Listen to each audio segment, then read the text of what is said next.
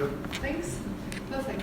So today we shall deal with national space legislation because I would like to show you why it might be also useful for your various projects.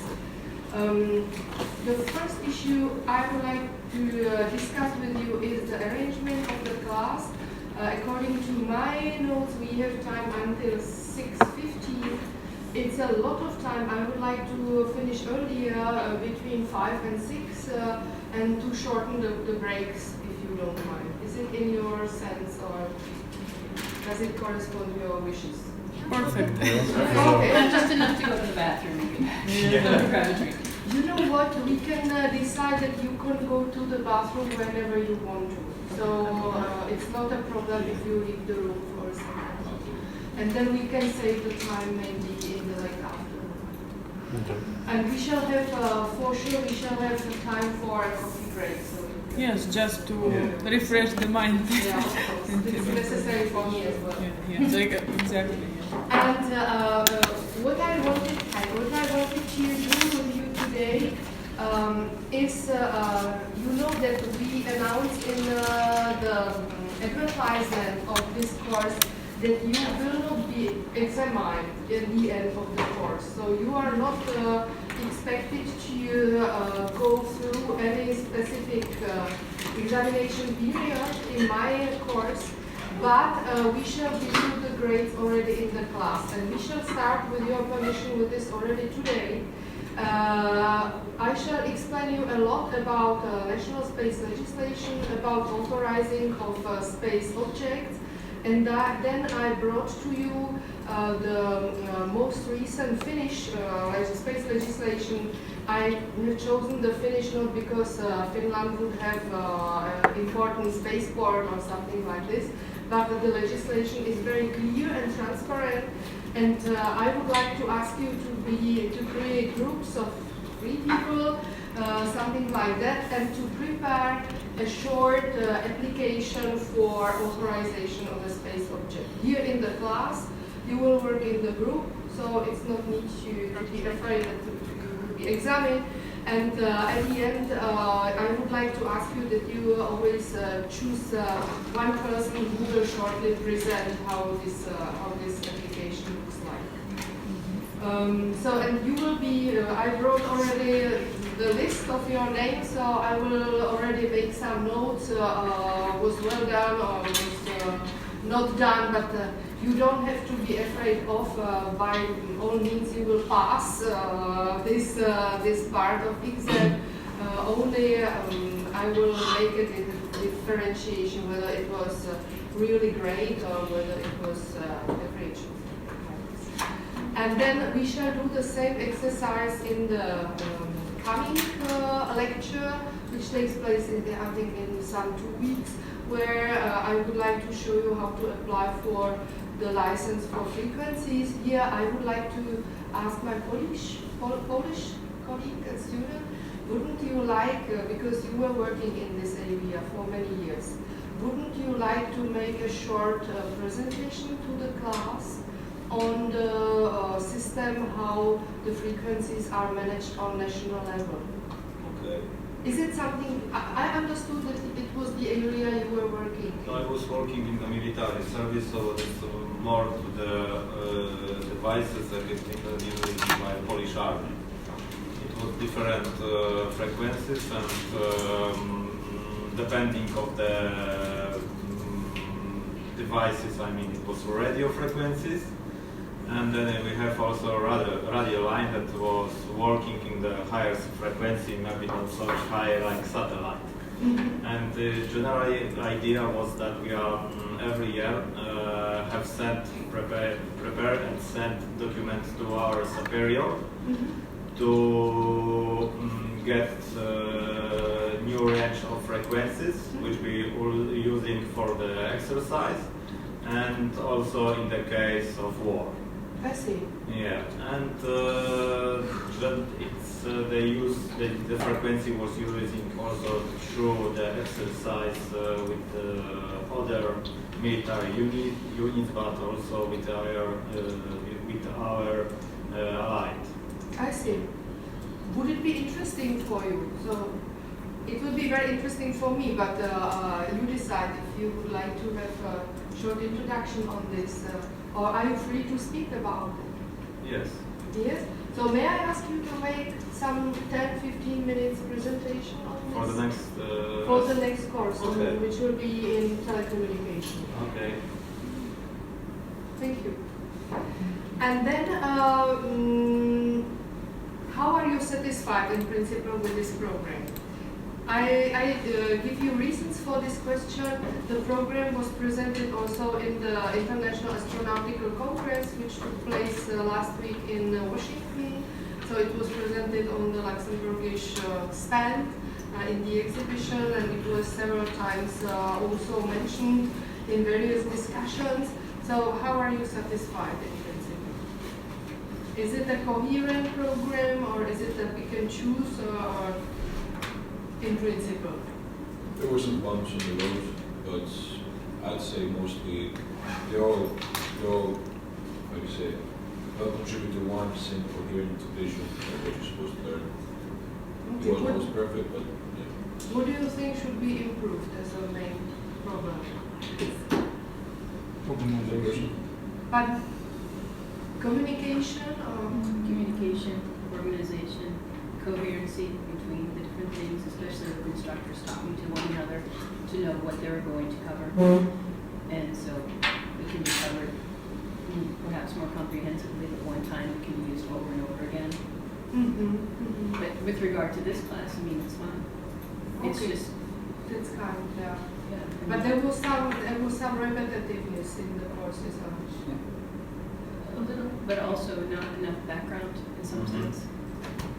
I see. Presented and So that they started on the too high level, or in some sense, and then Yeah. kind of spinning wheels. Going, so you should already know this, but you should already know this. Okay, next remarks. It can always happen. It happens also in our courses for our legal students, because some colleagues, especially the external ones, they don't know what the student had learned, so they are coming with expecting already very high knowledge, and then they start with the property rights, so they are completely lost sometimes. But it should be better. Okay, it should be better coordinated. Well, just all the subjects in general are very different and very deep. We learn a lot of quite different subjects. For me, at least, quite deep.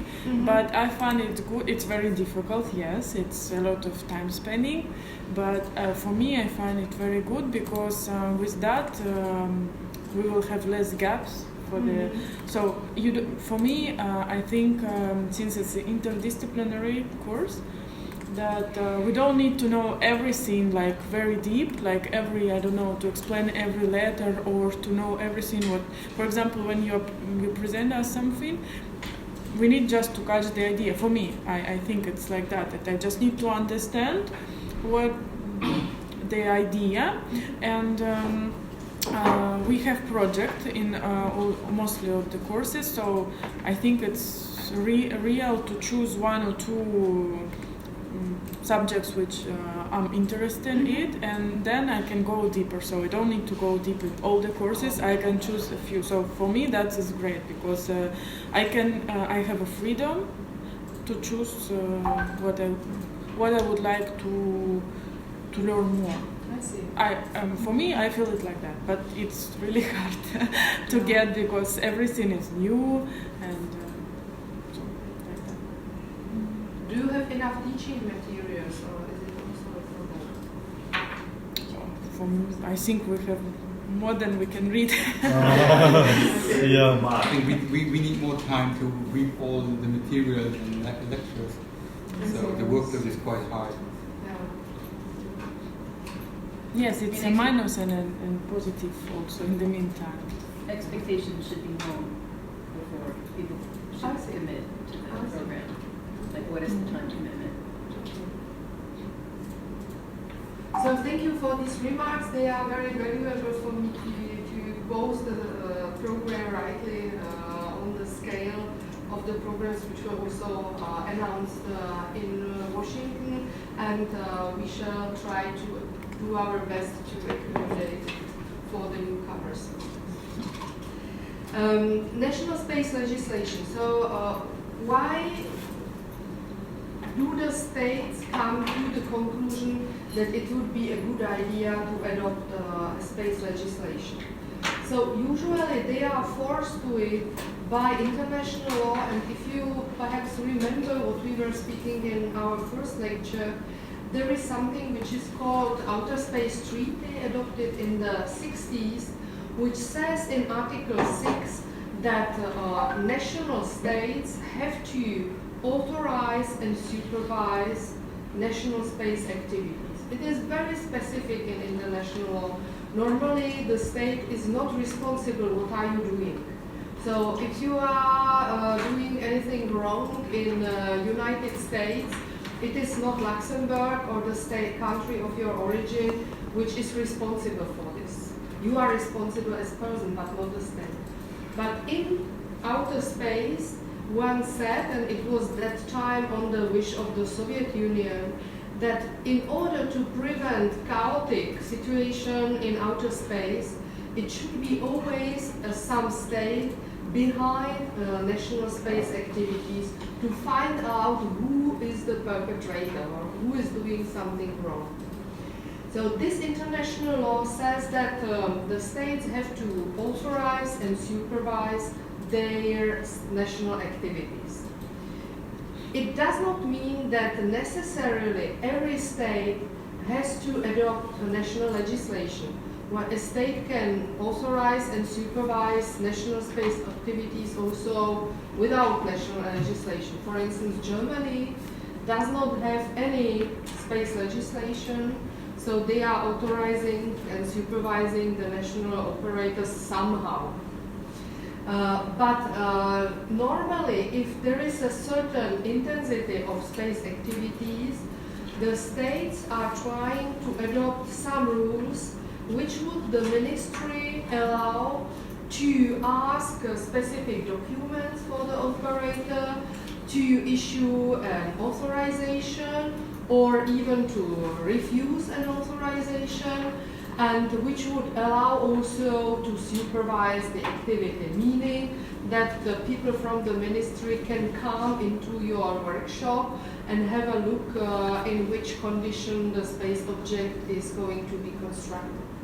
So it is a very concrete situation which brought the states, around 20 states in the world, to adopting a specific legislation. And there is also the United Nations who decided that they will create some sort of model national legislation. So they adopted some sort of recommendation, which I found quite useful when we started working in the working group on drafting of Luxembourg space legislation, because these building blocks show which parts or which rules should not be most probably be forgotten in such a legislation. So what the UN resolution recommended? It recommended that the legislation should say to whom it is applicable, whether it is its citizens, like it is the US Space Resources legislation, or whether it is the citizens also in abroad, like it is the Luxembourgish Space Resources legislation, which says that also the entities composed of whoever citizens are covered by this legislation. The condition is that they seat on the territory of Luxembourg.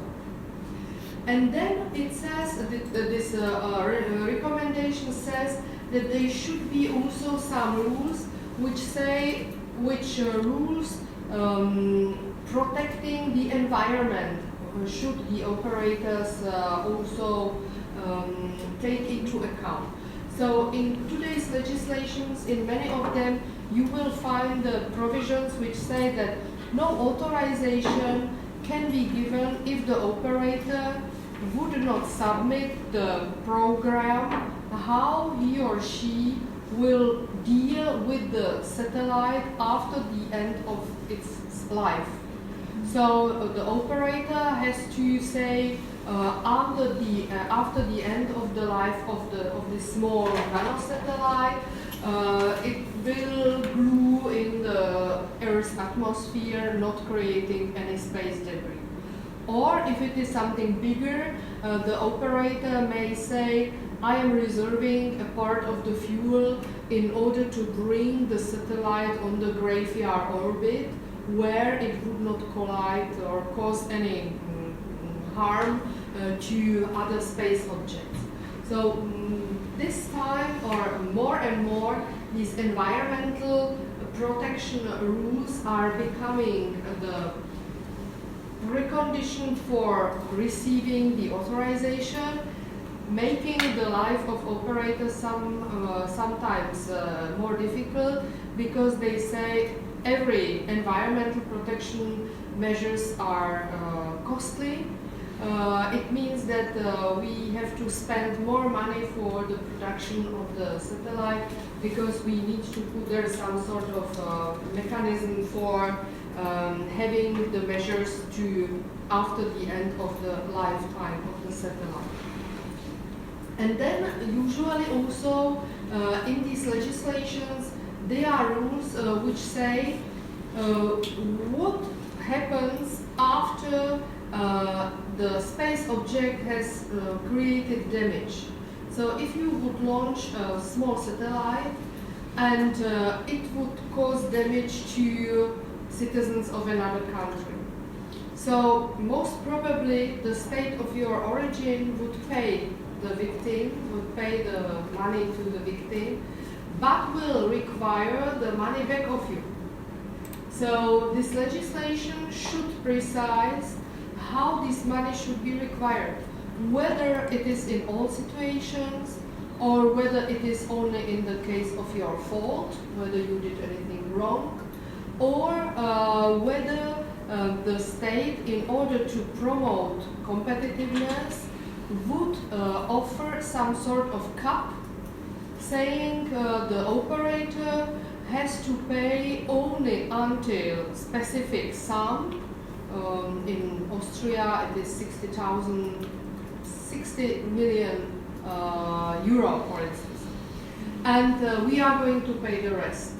So that's the provision which should enable the operator to judge whether he or she should try to accommodate in the legislation of the state, and whether such a regime of recourse, meaning getting money back if a damage has been caused by the space object, how this money will be get and until which cap. And also these legislations usually or should include provisions which should say how the operator should be insured. So they say, some of the legislations say, like in Luxembourg, the operator must be insured. In other countries, the legislations say the operator might be insured. Between must and might is a big difference. It is the ministry who says you are starting very small satellite, which is absolutely improbable that it could cause any harm. You don't need any insurance. In other countries, like in Finland, there are even calculations on the probability of the harm. So it says, the Finnish legislation says, if the probability of causing harm in the orbit is less than 1 to 1,000, no insurance has been required. So there are very big differences among this legislation, and the rule on insurance is one of those which is important for the operators to know, to be able to calculate their costs as well.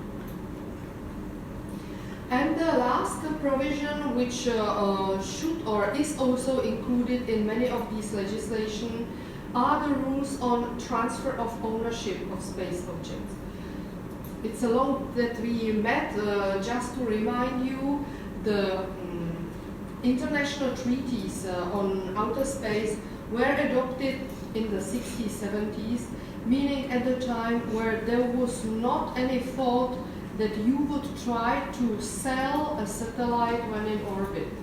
It was thought that you would launch a satellite, the satellite will stay there for 25 years, and then it will grow or it will be pushed to the graveyard orbit. But today the situation changed, and the transfer of ownership of satellites during their lifetime becomes more and more frequent. There is no such provision which would allow it in the old space treaties. So there are some specific rules which say what should happen if you would like to sell your satellite during the time of its lifetime. And I shall show it to you on some examples. You may ask, why is such a incoherent group or category of rules? Wouldn't it be easier to have some sort of coordinated approach that the conditions would be in every country the same? It would be, of course, easier, but the situation in the countries is completely different.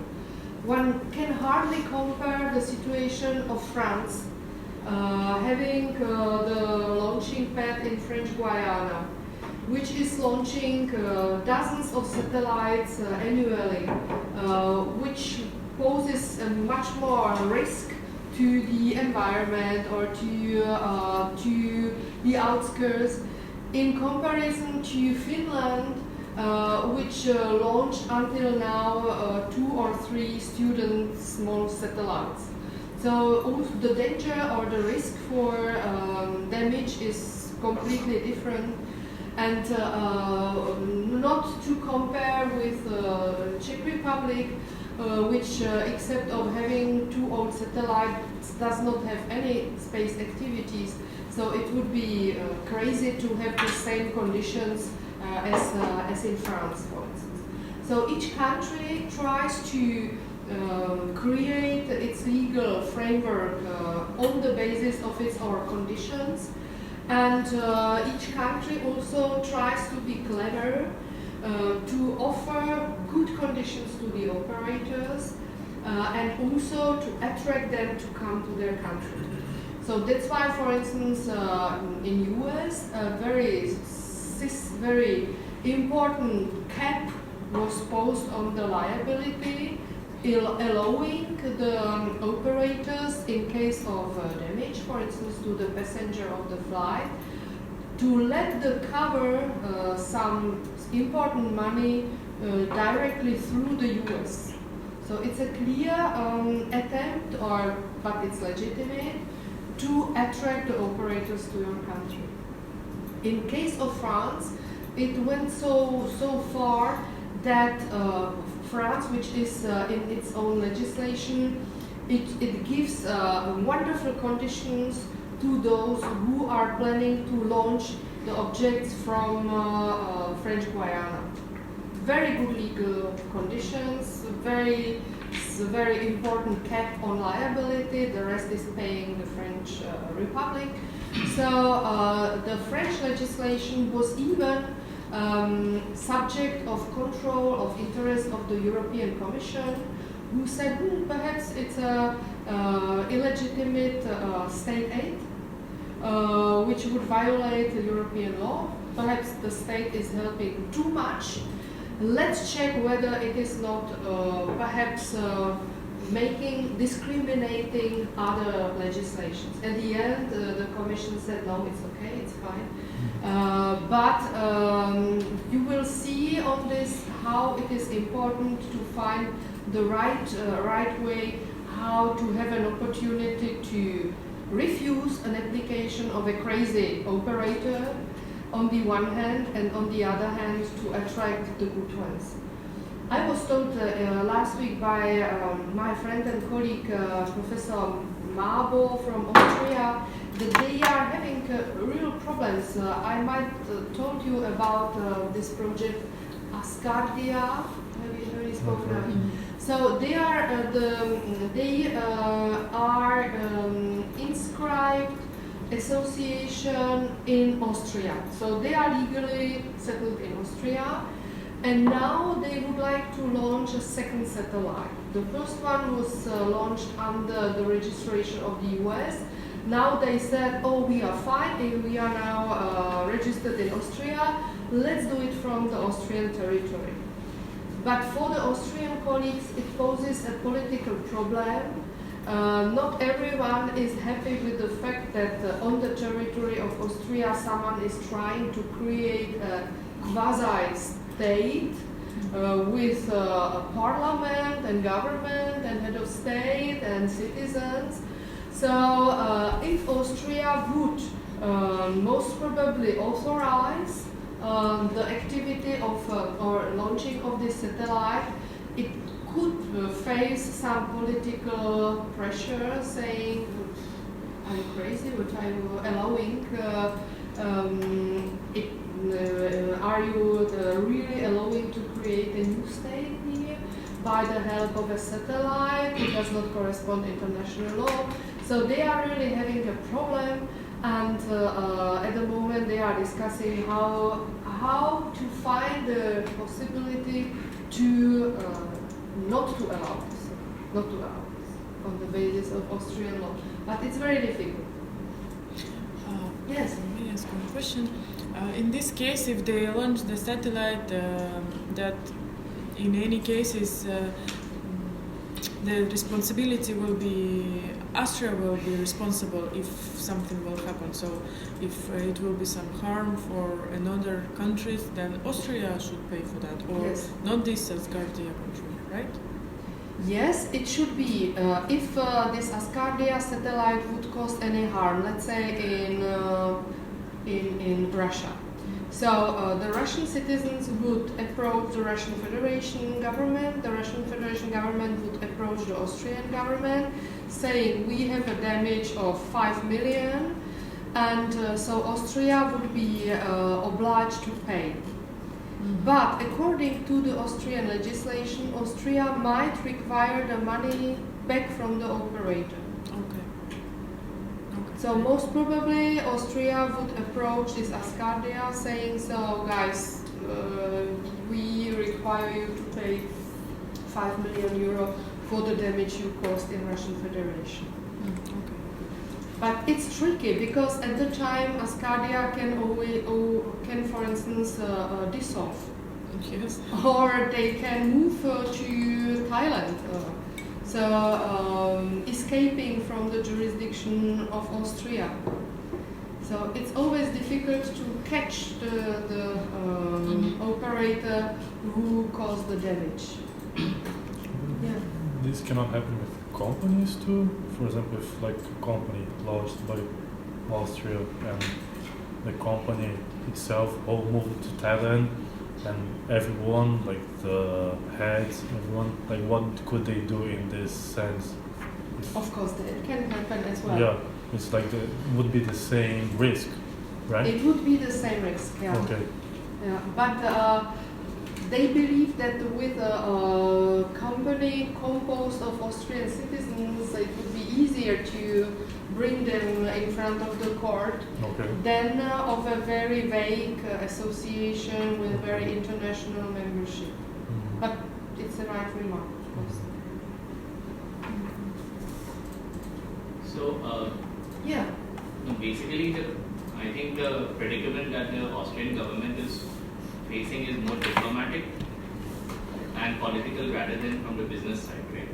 Yes, it Because is. they can launch or they can do anything with it, but then they are having more of a diplomatic quandary that can they launch, facilitate another country to form basically. Because, Absolutely, yeah. Absolutely agree. Yeah.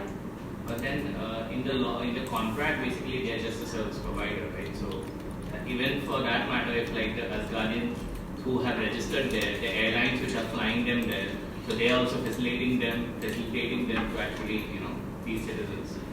So Yes, it would be more countries which would be liable for the damage. It would be this, as we learned from the liability convention, it is the state from which territory the object was launched. So it would be most probably United States if they are launching from US. Then it is the state from which facility, it would be again United States if they would launch from US. And then there is a state which authorized, it would be Austria, or is procuring the launch, it would be again Austria. So it would be US and Austria who are liable to pay the damage. now procuring the launch means the government of Austria will be procuring on behalf of the Albanians. Is that not correct? Procuring is very vague term, no one really knows what it means. And procuring means any closer relation of the country to the project. So it can be Luxembourg not protesting that someone under its jurisdiction is performing specific space activity. It's very vague. I'm actually not able to understand what is the responsibility of the Austrian government here. I mean, what is at stake here for the Austrian government? Yes, because it is the association is registered in Austria. It envisaged to ask for authorization of the launching of its second satellite from Austria. You mean the rocket is launched from Austria? No, the small thing, the small satellite, each space object, in order to be launched in outer space, needs an authorization. So for launching their small object, they need an authorization of the Ministry of Austria. Okay, but then from US they have to take FCC clearance again. Right? They need again, yeah, for the launching. They are more, it is not only one authorization which you need. You need authorization for your space activity, you need authorization for launching, and you need, of course, the license of the radio station on the board of the space object. If not more. If not more. But in this case, it would be Austria which would have the problem if would be approached by Ascardia to authorize this activity. Because they wouldn't like to do it from diplomatic reasons. Also, the whole UN organization or UN office on space activities is based in Vienna, so it would be really embarrassing for Austria to allow or to authorize this satellite, I was told. They just cannot say no. I mean, if they need the authorization, it means that the answer can be yes or no. So they just cannot say. Yes, but if you have a legislation which says which conditions have been fulfilled, so if they fulfill all the conditions, you cannot say no. That's the problem. You cannot say I don't like you because I don't like your idea of creating a state in outer space. It's not possible. If they would bring all the documents, it's hardly possible. There are other legislations, like in Finland, which say if the project would violate the public order of Finland, it can be refused, but not in Austria.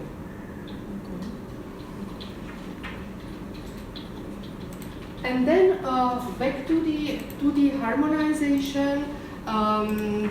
The European Union tried to harmonize space laws, at least among the European states, but it is not possible because the Lisbon Treaty clearly says that the European Union may perform projects, may coordinate, may do plenty of things, but with the exception of harmonization of space legislation.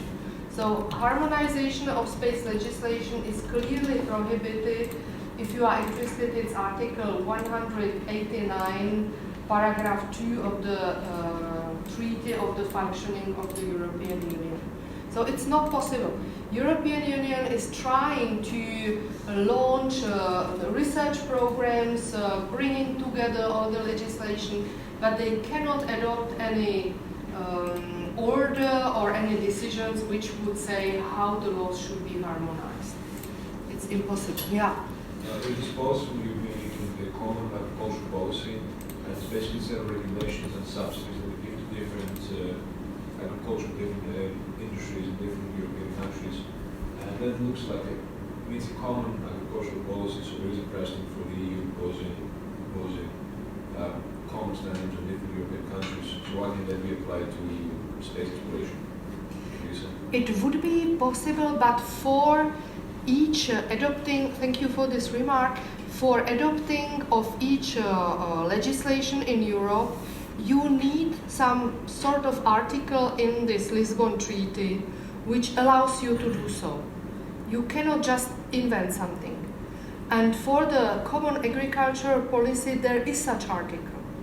So there the European Union is allowed. In outer space, it's wordingly prohibited. And it is, no one knows precisely why this rule has been adopted, who was behind, who didn't want that these legislations are harmonized. But without change of this article, you are not allowed to adopt anything. And is it because of the potential military application to space that they added this provision? Could be. Could be. Why not? Yeah, could be.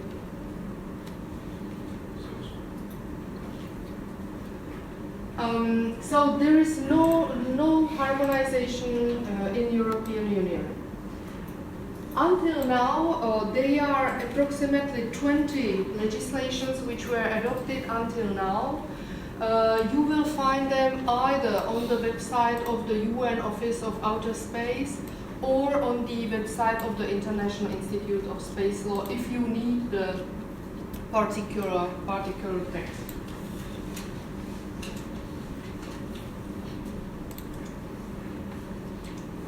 So how shall we further proceed? I would like to give you some information about the space legislation of Luxembourg.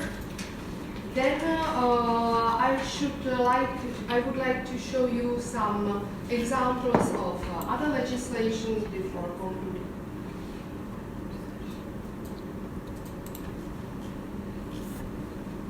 Concerning the Luxembourg legislation, so we said already that international treaties make the states liable for damage caused by the operators if the operators were authorized by them.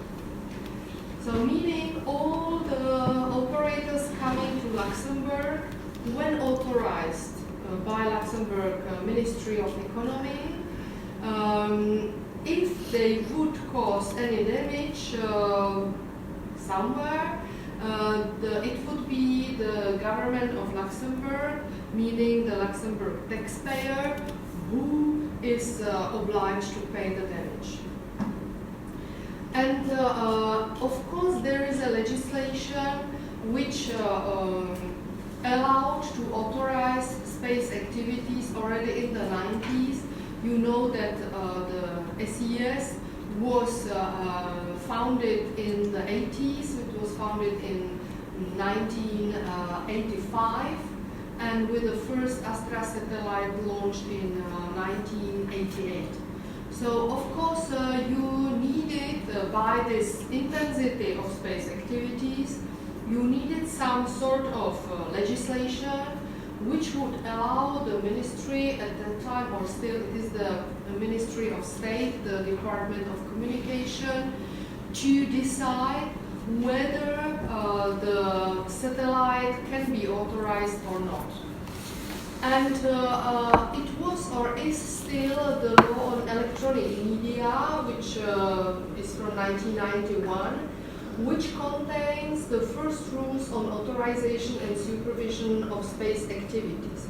But this law has a problem. It has the problem that it is limited to authorizing of satellite broadcasting, because it was the main core of the business of Luxembourg, with mostly SES satellites, mostly the geostationary ones, which were providing with direct TV broadcasting throughout the world.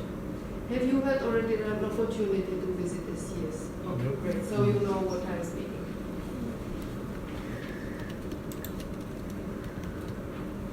So here you see that this part of the law on electronic media, which says that no one can establish and exploit a Luxembourgish satellite system without having first obtained a concession.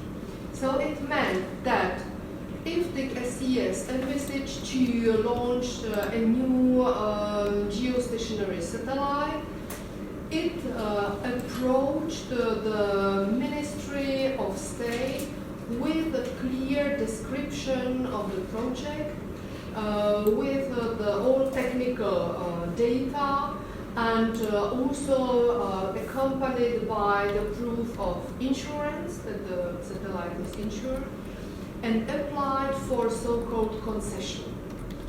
The Ministry of State has proved all these documents, and if they corresponded to all the needs, the concession was given to this satellite, or to the SES.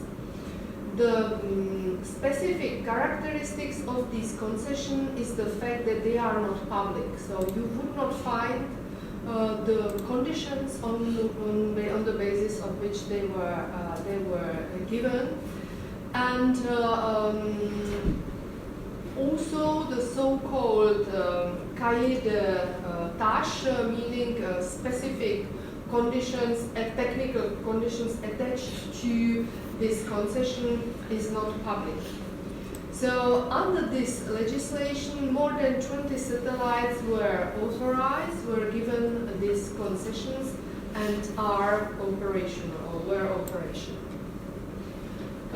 With these concessions, also the right to inspect or to control the activities of the operator were connected. So the person working with the Ministry of State was or is entitled to enter into the premises of the SES, to be acquainted with all the technical details, and to raise any questions which he or she might find necessary. Because it's a huge responsibility. It's a huge responsibility if such a big thing, and you know better than I how these big telecommunication satellites, how big they are, would really cause a damage. It could be millions, which could fall to the debt of the Luxembourgish citizen or Luxembourgish taxpayer. Yes? And what exactly do you mean exploit a Luxembourgish satellite system? It is the satellite system which is using the frequencies licensed by Luxembourg. So it is not clearly postulated in the legislation. In principle, they are the satellites which are under the auspices of the SES and which are using the frequencies allocated to Luxembourg. So SES is applying for frequencies in the name of Luxembourg or as a separate company? SES is applying for frequencies at the national authority of Luxembourg. And it is the national authority which negotiates with the ITU on the allocation of frequencies. So the SES is not directly applying in the ITU, but is applying in Luxembourg. And how long lasts this concession time? How many years? They are different. They are different, and they are not public. So they are usually adapted to the lifetime of the satellite. Yes. So what happens if SES wants to buy an already orbiting satellite system? They're not establishing it in that case. So it's already established. Tell me once more, please. What if there's an existing satellite system in orbit? Yes. And SES purchase? Okay. So if and it would be a foreign satellite system, you mean? And the SES, let's say, would like to buy a Thailandese space satellite. Okay. So in that case, the SES would have first to approach the ministry to ask for the new concession for the new satellite, because it would not be allowed to operate under the concession. And then it would be on the national level, and on the international level, the state of Luxembourg would have to conclude the agreement with the Kingdom of Thailand, saying that also if something goes wrong with the satellite, it would be Luxembourg which would pay the damage. Because the old treaties, as we said, they did not envisage that these transfers are taking place. So if something wrong would happen with the Thailandese satellite, it would be always Thailand which would be liable and which would be required to pay the damage. So in order to avoid this, usually the countries are concluding bilateral agreements saying, which are so-called harm-free, keeping harm-free. If something goes wrong with your satellite, which we bought, and you are liable to pay, we are taking this over. So there must be two agreements on the national level and on the international level. Well, many lawyers are working in this area.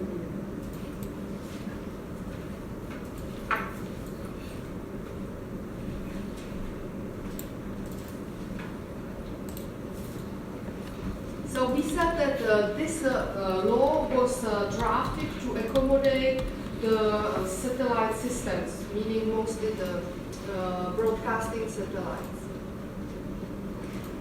It was not suitable, however, for other space activities, and especially it was not suitable for the operators planning to start space resources activities, in colloquial words so-called space mining, from the territory of Luxembourg. So you know that Luxembourg has announced the space resources program in 2016, and together with three colleagues, we provided the government with a study which should answer the question whether these space resources activities are not violating international law. Why? Because we learned in the first lecture that there is a provision of the Outer Space Treaty which says nothing in outer space or celestial bodies in outer space cannot be appropriated. And it is what the space operators wanted from the government, to have a guarantee that if they would bring anything from outer space to Luxembourg, they will not be punished by a fine or by a prison because of stealing something which is protected by international law. So in this study, we were comparing all possible regimes, like the regime of mining from the deep sea bed, or like the catching of fish on high seas. And we came to the conclusion that, which is shared by many, that this provision of the Outer Space Treaty prohibits to appropriate a celestial body. So it prohibits to that I appropriate an asteroid. But it does not prohibit to appropriate minerals from the asteroid or the minerals from the moon. So on the basis of this study, which is not shared by everyone, so the biggest opponents are the Belgish colleagues from Belgium, the colleagues from Greece, And also Russia is very cautious in this area.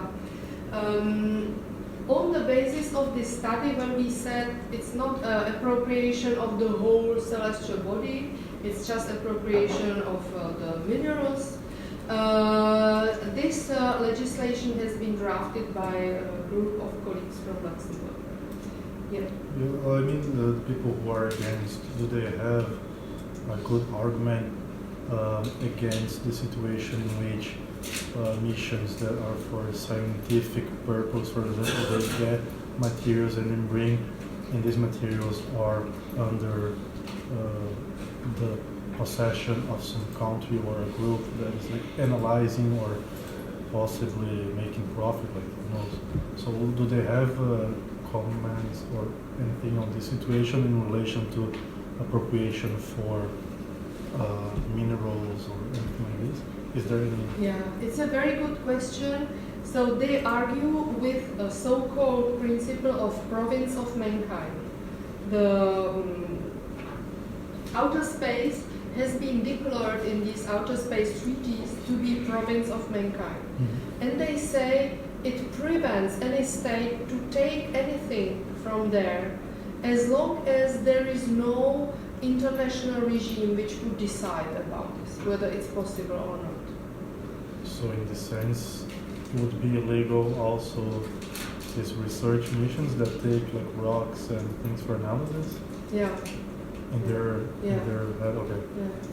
So they say there must be outer space belongs to everyone. So it means that only after an international regime has been created, you are allowed to take anything from outer space, or you will be allowed by a specific body. And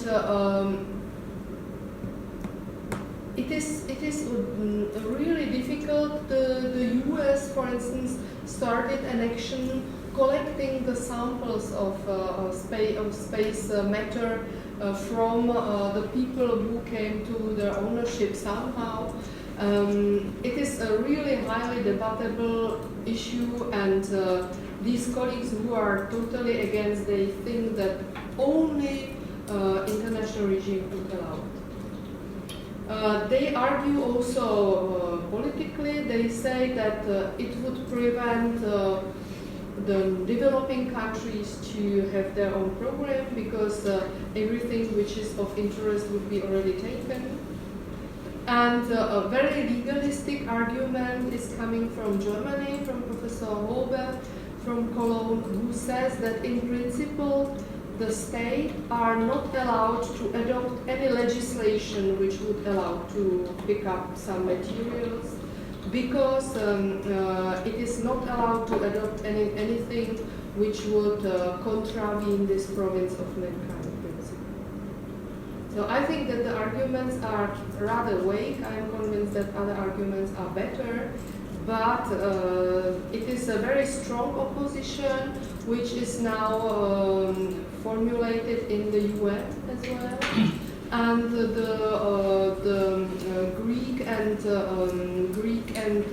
Belgium delegation submitted a proposal that an international regime should be adopted. They want to have really something international, like is in the case of the seabed mining. And they say that until that time, no space activities, no space resources activities may take place, which I don't share. So this was not put up at COSPAR or UNOSA for any kind of consensus? It would need the consensus of not COSPAR. COSPAR is for environmental protection, but you mean COPUOS most probably. For the UN outer space for... Yes. So if such regime would be elaborated, which would say, okay, how can it be shaped? It could be a new international organization for the administration of space resources.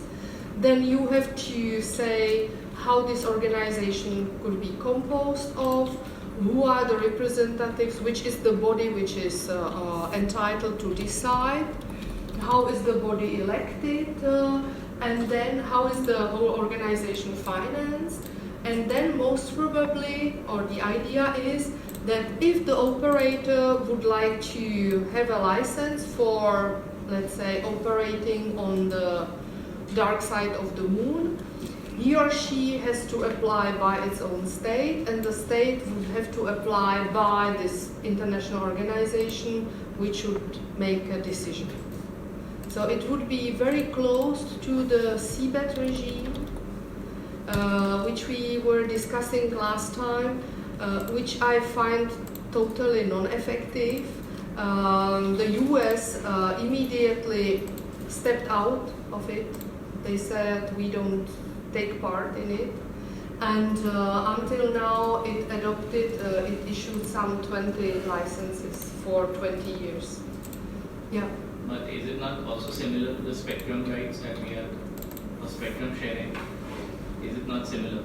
It's a very good idea, and I am trying to push the model of the International Telecommunication Union for years as a model for space resources registration, so to say.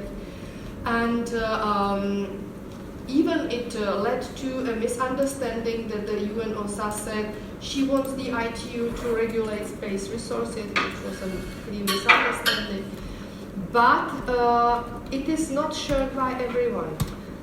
Many states, just to explain to you, the ITU is registering the rights of the operators. And those rights which are internationally registered have some sort of protection. So it is the idea, as you rightly said, to have some sort of international repository or register where the rights of the operators would be registered. I am absolutely on your side. I think it's the only effective or thinkable solution.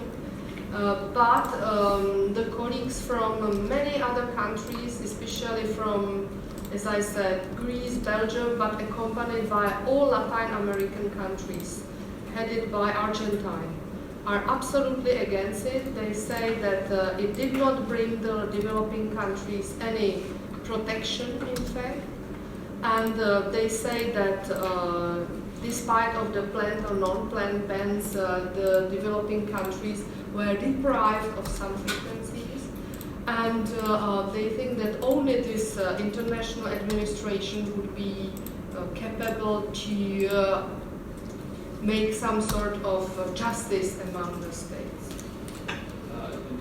Can you please tell what is the stand for China and India specifically? China is very cautious.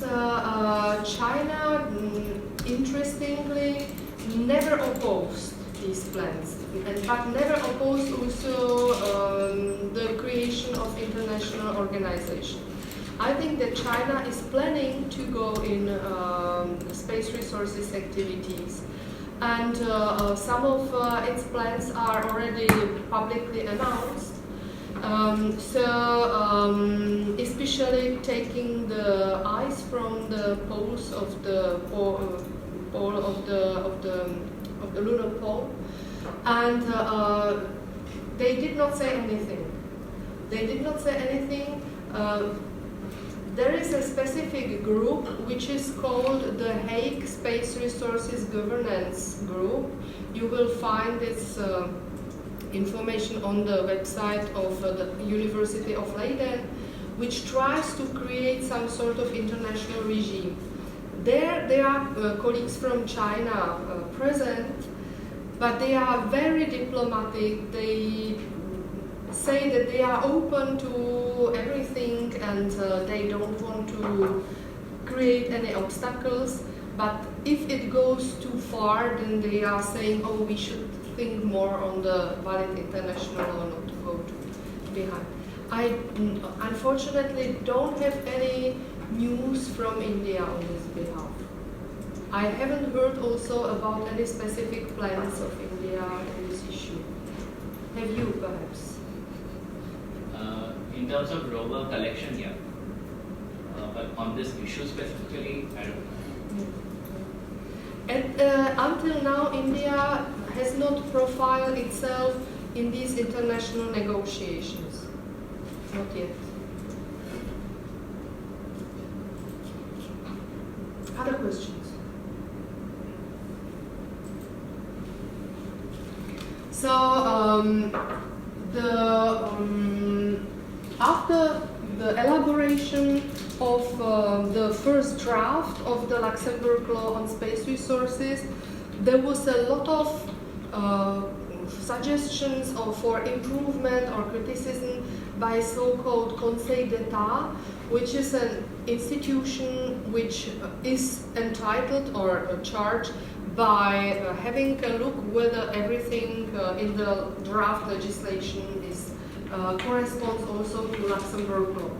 So then the second draft was prepared, and the law entered into force in August 2017. So what does the law cover? So the law covers so-called missions of exploration and use of resources for commercial purposes. The entities which are entitled to apply for the authorization are not only Luxembourg citizens, but also the foreigners, with the precondition that they have their legal seat, the company has its legal seat in Luxembourg. The most discussions are around the Article 1 of this law, which says that the space resources are capable of being appropriated. This means that if the operator of space resources activities brings something from outer space to the Earth, he or she could not be penalized for violating international law and can also validly make a commerce with this. But be cautious, can make commerce on the territory of Luxembourg. If, for instance, it does not, the law of course does not have any extraterritorial effect, so it is not valid in Belgium. And if the operator would try to sell the piece of mineral in Belgium, it could happen that there would be some procedure, or it could face some criminal or penal problems. So it is confined on the territory or on the jurisdiction of Luxembourg. You might ask, and what about European law, which allows to make commerce throughout the territories of the whole European Union? This is true, but every European country has a provision in its legislation which says that if the government perceives a specific product as violating some public legal order or being of dangerous nature, some sort of procedure can be initiated. This would be the same case as like drugs, for example. Like you can like drugs, you can commercialize everything in Europe like drugs. Yeah. Every country has the same. Exactly. Yeah. So in principle, there is a free market, but the states have the right, as you rightly say, if they think that something is violating its public order, they can stop it. And then all the operators planning to have such mission have to be in a possession of the authorization. So they have to approach the ministry, today it is Ministry of Economy of Luxembourg, which is in charge of evaluation of your business plan, evaluation of your financial situation, evaluation of your criminal record, to be able to issue the authorization. As we said already, the condition is that you must have your register office in Luxembourg. the law is very clear, saying that you need to cover the potential risks of your mission either by your personal means or by an insurance. So there is no possibility to avoid it. There is no possibility of the ministry to allow you not to be insured. It's absolutely clear.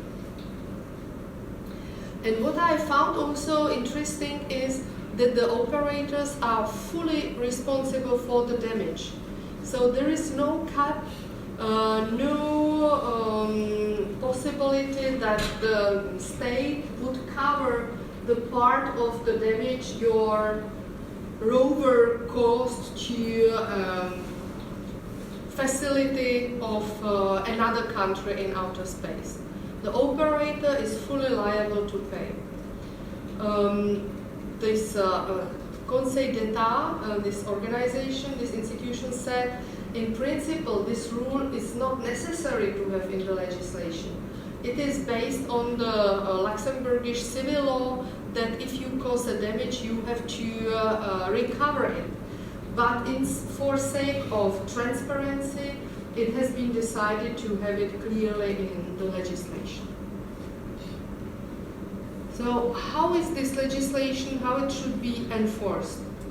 So the ministry is responsible for supervising of the mission, and if the conditions of the authorization are not fulfilled, the ministry can withdraw the authorization. And in case that the authorization is violated or someone is even performing an activity without authorization, a fine or even imprisonment up to 5 years can be imposed to the operator. If the operation or the mission seems to be of a dangerous nature, the court, a Luxembourg court, can even order a discontinuation of the operation or the transfer of the operation to another operator. So if the operation, the mission would cause any substantial harm or would be in peril of causing any substantial harm, the ministry can stop your activity by declaring a discontinuation of the operation. So until now, no authorization has been issued yet. According to my information, the ministry is working on implementatory more detailed rules, which would say which concrete papers the operator really needs to show his, for instance, technical ability. Whether it is sufficient that he or she presents his certificate of education, or whether also some years of practice, for instance, are needed to accompany the authorization.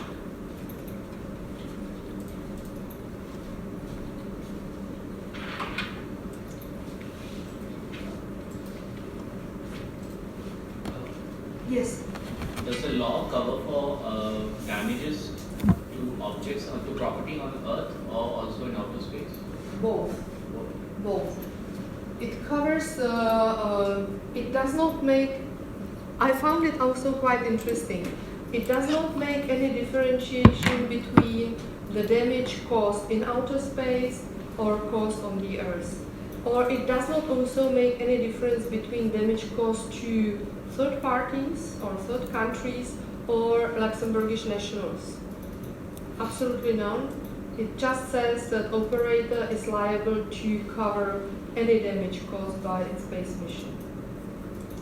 Yeah. What about damage on like space debris or an celestial body, like an asteroid?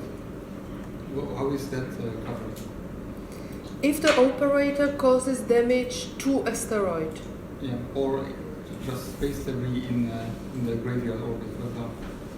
So it needs always someone who is claiming the damage. Okay.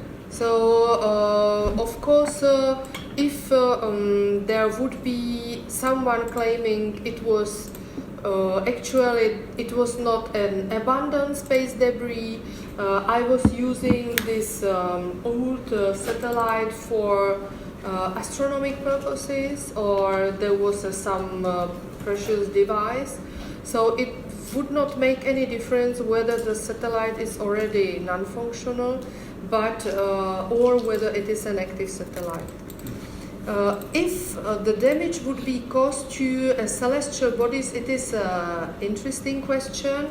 Again, it must be someone who claims that damage was caused. So, and it would be difficult because you cannot appropriate an asteroid. So it must be, for instance, a situation where someone has planned already some mining activities and already prepared some devices. And if then damage is caused to these devices, again can claim the damage. But I don't think that it would be possible to claim damage just for destroying a surface of an asteroid. There is no rule for this.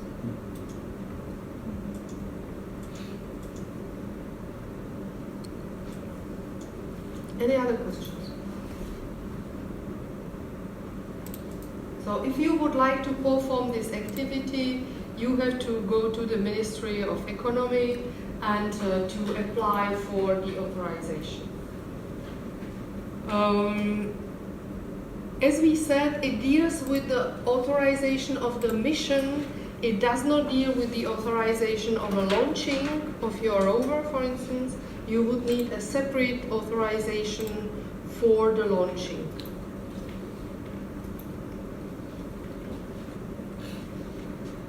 And then the Luxembourg government said, fine, now we have two legislations, one old-fashioned which deals with satellite systems, the second very specific which deals with space resources, but we are approached more and more by startups which would like to launch from Luxembourg or perform from Luxembourg different activity, not launching a huge telecommunication satellite, or not performing or not launching a small rover to the surface of the moon, but to do something completely else, for instance, to collect remote sensing data, or to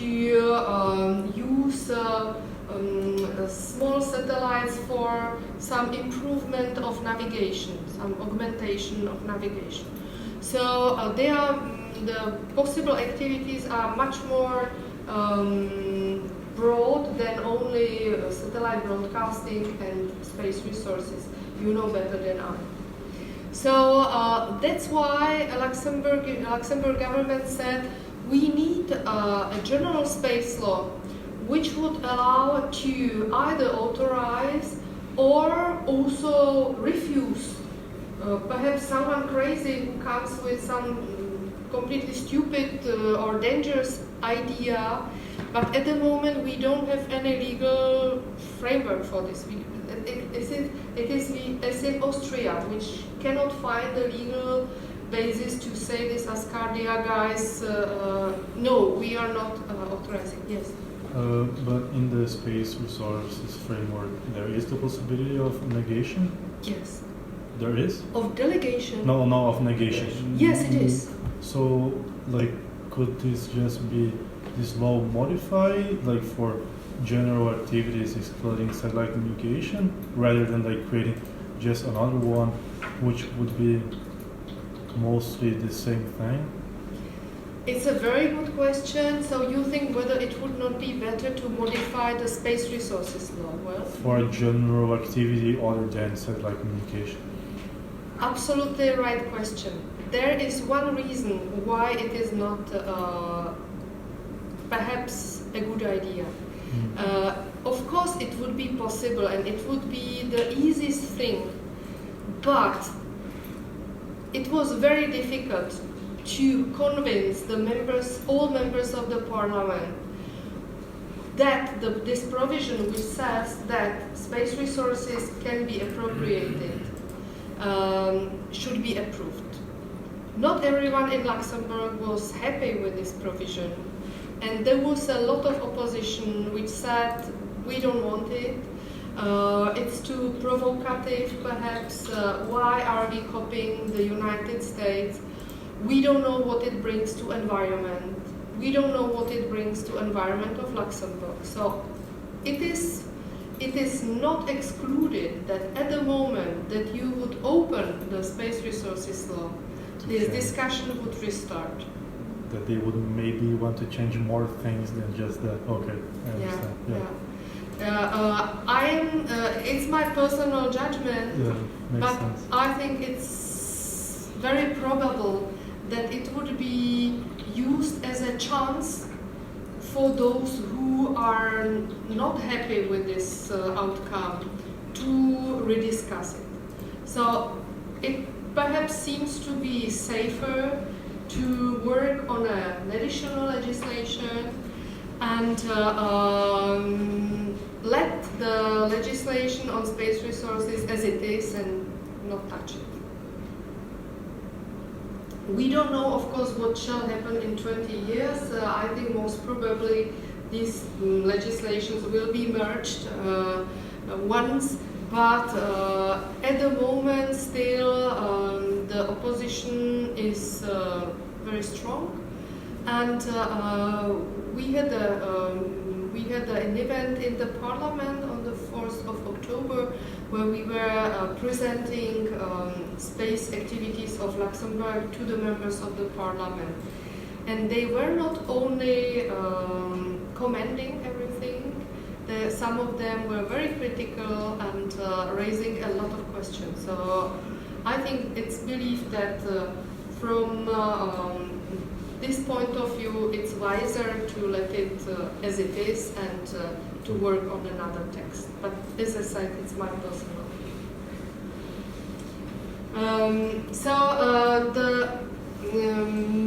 This general space law also was the first draft were slightly different from the Space Resources Act, because it was elaborated by another group. It was not elaborated at the Ministry of Economy, it was elaborated within the Ministry of State. So that's why the new project reflected the experience of the Ministry of State with making concession and supervising the SES satellites. And so first draft was submitted to the Parliament in June last year. You can find the text in French under this number on the website of the Chamber of Deputies. And this draft said that it would cover all space activities of Luxembourg with the exemption of space resources. So all space activities of Luxembourg, including the SES satellites, with exception of space resources. And it said that also for these activities you need an authorization. Again, the administrative seat of the operator has to be in Luxembourg, and the operator has to prove through the procedure its on or her honorability or professional capacities. Comparable to the Space Law, Space Resources Act, obligatory insurance or sufficient financial means covering the risks is obligatory. The space activities again should be supervised by the minister responsible for space activities, and the violation of the conditions of the authorization should be penalized through the withdrawal of the authorization. Again, there is a possibility to take measures allowing to avoid any risk to security environment. First we see the notion environment and international liability of Luxembourg. And again, if the conditions of authorization are violated, it can be sanctioned by fine or imprisonment up to 5 years. So if we compare these two texts, they are not very different.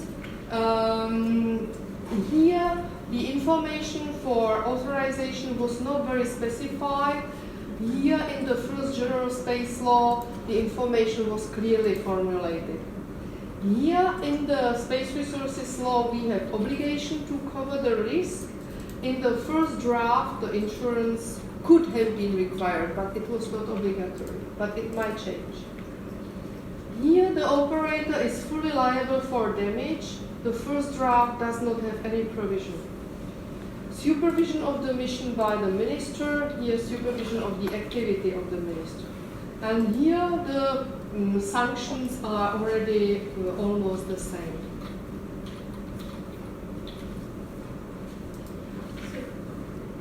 Why in the general space law is the liability done?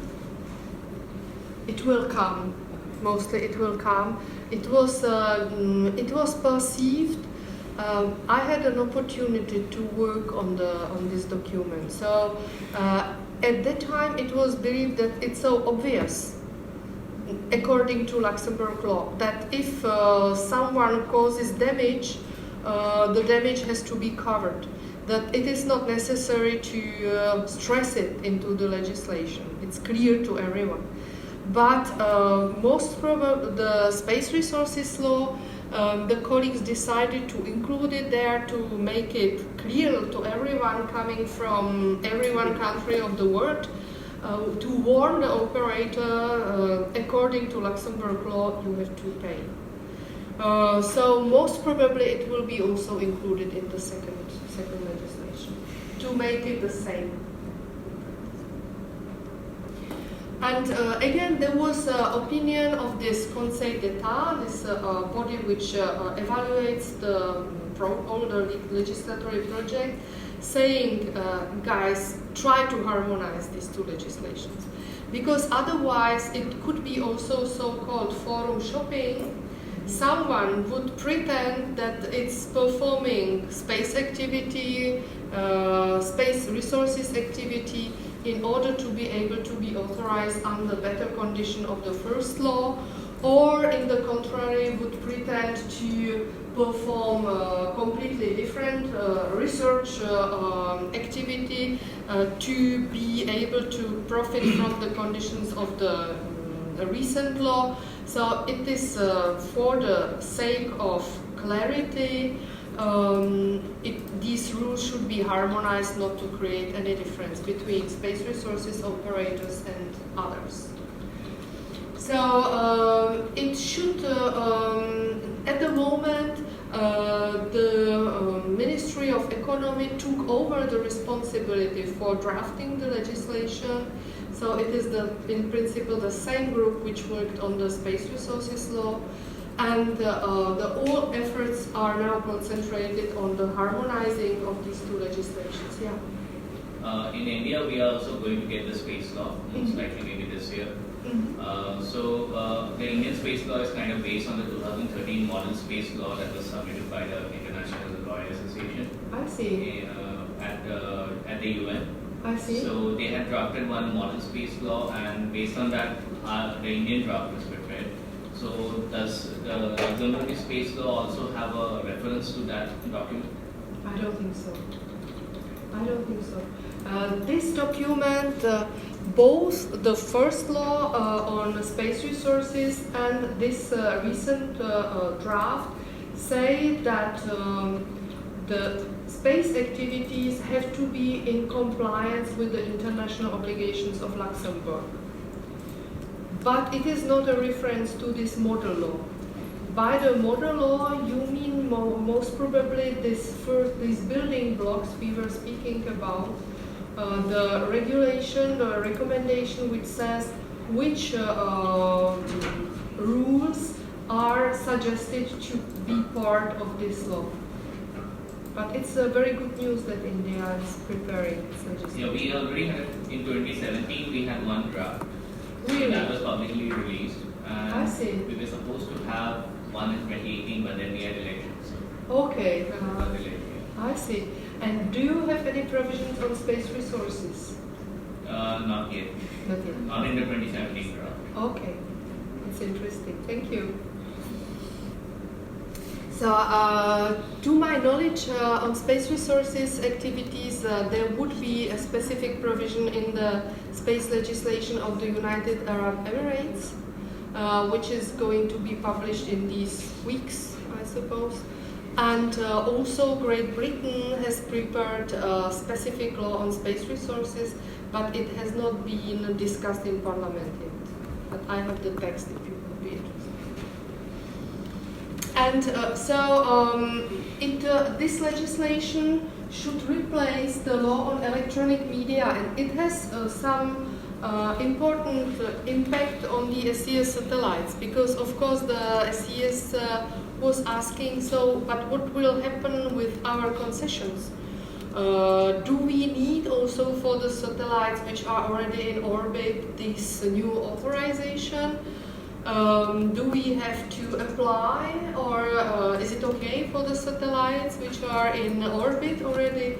So always to elaborate these transitory provisions is very difficult because you are trying to create something for the future, but you cannot discriminate anyone.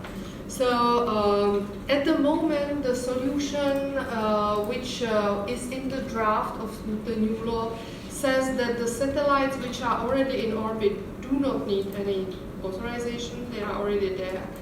And there would be some time limit saying that from the year XYZ, the operator have to apply for the authorization. So there will be a time limit for applying for this.